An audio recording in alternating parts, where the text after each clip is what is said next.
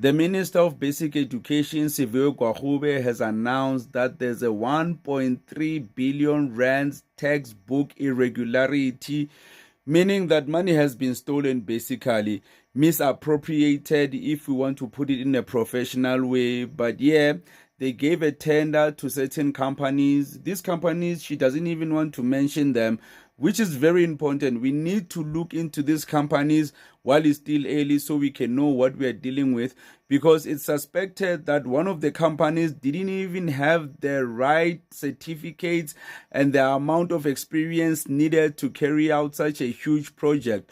So what can we expect? It means there will be a problem of textbooks for the next year. So like, how did this happen?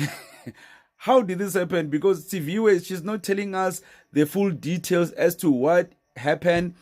And the worst thing of all, she's not even taking the case to SIU. She's just going to the accounting people, because if you didn't know, when it comes to this kind of tenders, procurement and all of that, the politicians are not really involved. It has to be the financial officers, the chief financial officers, who deal with procurement. So why isn't she telling us what's really going on? She's not telling us the full details. National Treasury for the Chief Procurement Officer to essentially look at the procurement process. And I want to be able to just take a quick step back here, Thulasizwe, just to perhaps remind the viewers at home of what is expected of us by law.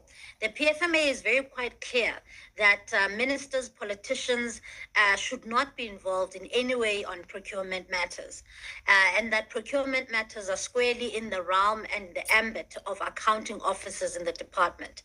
You might think that since Siviwe Gwarube is from the Democratic Alliance, then there is no corruption. No, that's not how it works. When it comes to the Democratic Alliance, how they deal with corruption, or how they do corruption most of the time, is that they hire private companies.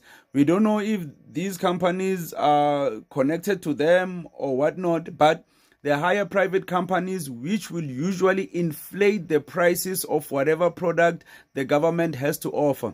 For example, the government was printing their own papers when it comes to exams, and then Siviwe Gwarube hired a private company which ended up charging the government an extreme amount of money. At that moment, just printing out papers cost us 3 million rands, and then when that private company took over, it cost the government 10 million rands. You see, like, it's really smart, right? It's not like that whole thing of, you know, getting a tender, and then when you get the tender, then you don't complete the job. When it comes to the Democratic Alliance, they just overcharge. They just get those